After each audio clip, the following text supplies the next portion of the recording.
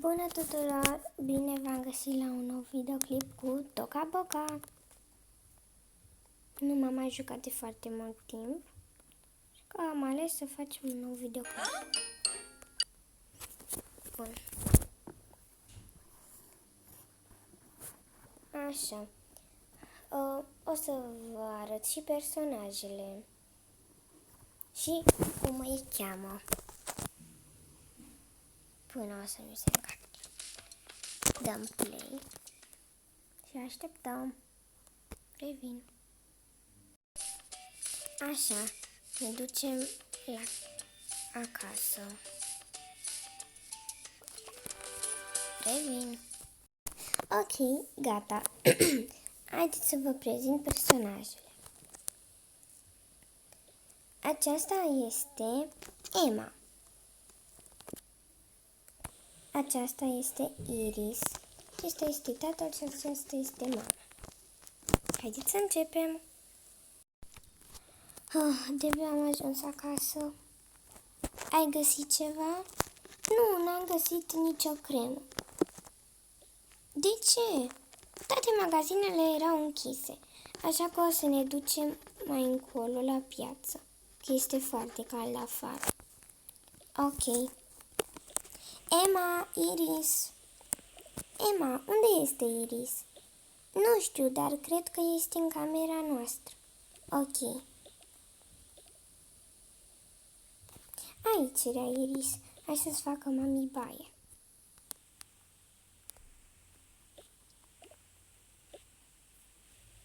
Oh. Dragule, nu mai avem șampun. Trebuie neapărat acum să ne ducem la piață. Nu parcă ziceai tu că este foarte cald? Ba da, dar n-am cu ce să spăl fetele. Ok, hai să mergem. Iris nu vrea să meargă. Păi ce o să faci? Te duci tu cu Emma sau mă duc eu cu Emma și tu rămâi cu Iris? Ok. Haide, Emma.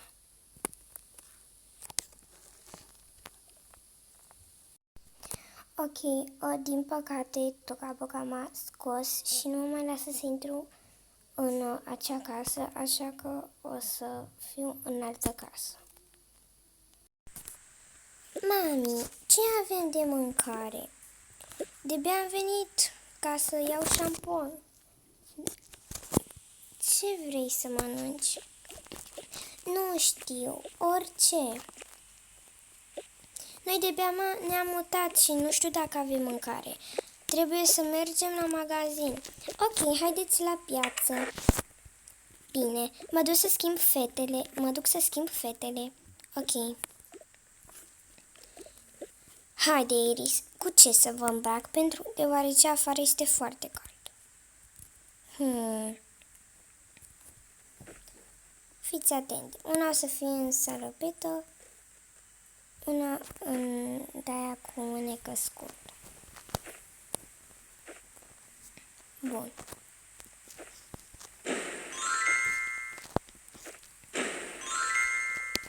Așa.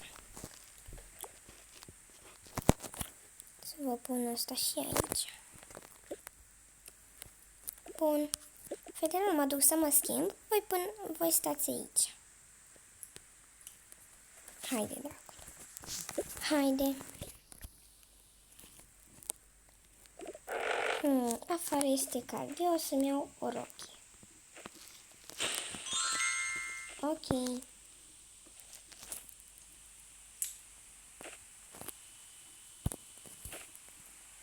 Și tu cu ce te îmbraci? Eu o să mă îmbrac cu acesta. Ok.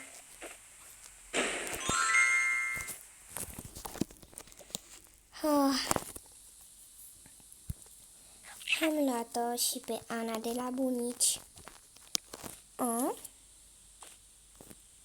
Hai că s-a trezit și ea. Haideți, fetelor, să mergem. Haideți. Stai așa să-i pun pălăria. E mică. Dar n-avem ce să facem.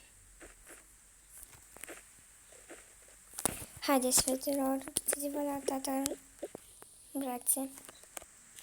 Hai să mergem. Bun, am ajuns. Bună ziua! Pot să vă ajut cu ceva? Deocamdată nu. Ok. Haide. Fetelor, haideți să o luăm niște cereale, deoarece nu mai aveți. Ok. Așa. Stați așa că mă duc să cer o pungă. Puteți să luăm 2 pungi ca să punem alimentele? Sigur.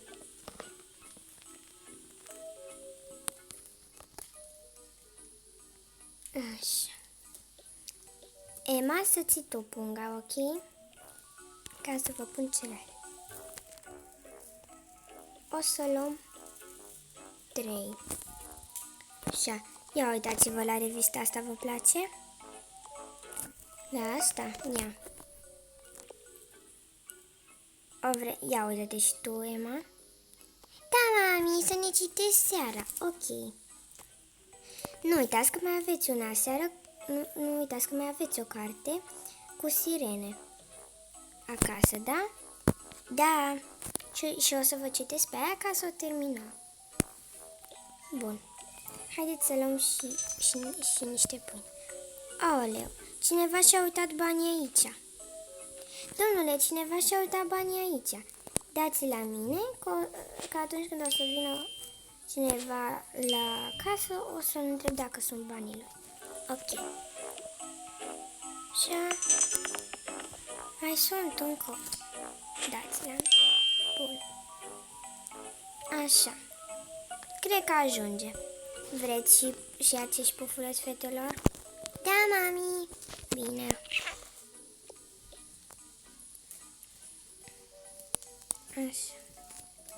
Haideți una dintre voi să stea jos ca să fac eu cumpărăturile. Iris, vrei tu să stai jos? Bine, haideți, dați-vă ambele. Bine, mami.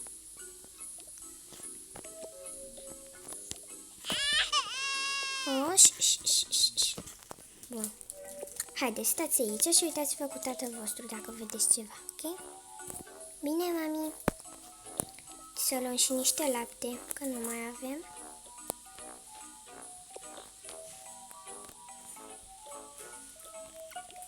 Și niște ouă. Sau vreți dimineața bucați altceva? Nu, vrem ouă, ok. Nu încap în pungă, așa că să țineți voi. Bine, țin eu. Bun. Să luăm și câteva roșii, morcov, varză, ceapă și castravete. Și să luăm și eu un borcan de gem. Haideți! Bun. Mami, putem să luăm pisica asta? Nu, îmi pare rău, dar deja aveți cățelușa. Bine. Dacă vreți, luăm o jucărie pentru ea. Bine, hai să luăm o jucărie. Hai, alegeți voi. Îi luăm și... Bine, fetelor, îi luăm și pătură și alea. Eu mă duc puțin mai încolo. Bine, mami. De aici nu mi mai trebuie nimic. Fetelor, veniți mai încoace. Tati, poți tu să-ți iau ouăle? Doamnă, ce faceți cu copilul meu? Scuzați-mă, din greșeală am luat-o. Ok. Haide, dă-l tati ouăle și duceți-vă la mami. Bine. Da, mami, ce s-a întâmplat? Dați tabletă. Mami, este foarte scumpă. Păi uitați. Aoleu, scrie aici 50 și 70% redus. Stați că mă duc să întreb. Bună ziua, tabletele la cât sunt reduse? Sunt la 75% reduse. Ok, și redus și neredus cât costă? Costă 50 de lei. Mai spuneți o dată, vă rog. 150 de lei. Și sunt la 75% reduse. Ok, mă duc să-mi întreb soțul. Dragule, tabletele sunt reduse 75%. Și cât costă nereduse? 150. Haide că este destul de ieftin. Hai să cumpărăm. Bine. Fetelor, pe care o vreți? De asta galbenă, mami. Bine.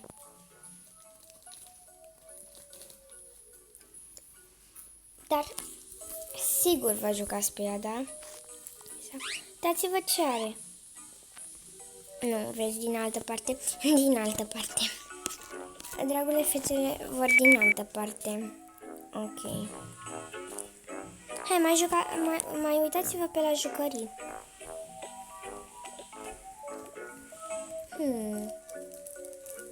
Mai poți să ne iei acele cuburi? Bine, dar vă iau doar 4. Acestea. Mulțumesc, la revedere. Duceți-vă. Și telefoanele la cât sunt reduse? 75%. Și normal cât costă? 100 de lei. Oh! Aș vrea să iau 2, dar nu știu. Și dacă luați 2, nu vi-l dăm pe gratis. Oh, super! 2.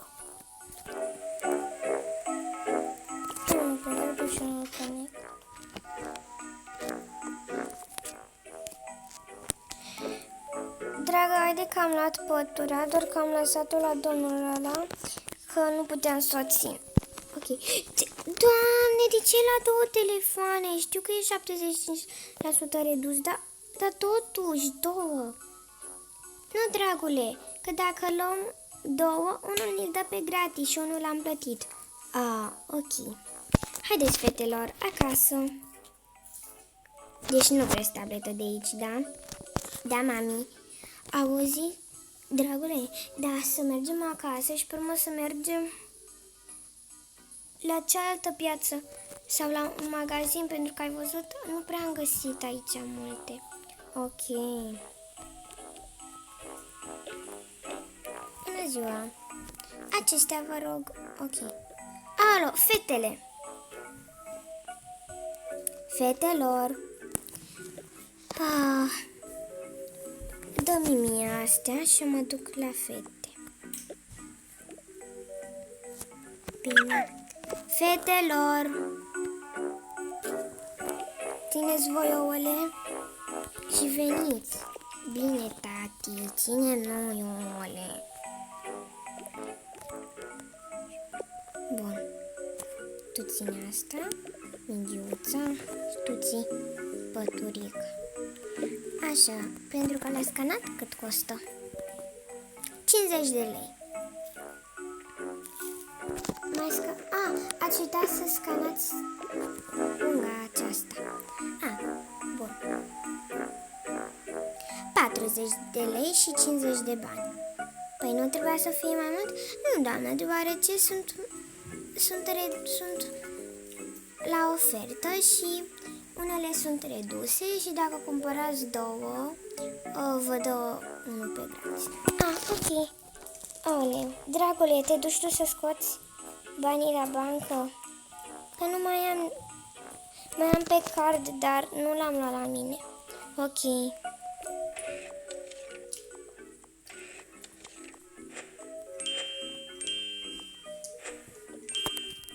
Mulțumesc, poftiți bani. Zi bună, la revedere. La revedere, haideți, fetelor, acasă. Fetelor, haideți că mergem și la poștă, că am primit un colet. Ok, mami. Bună ziua, acel colet cu numărul 14.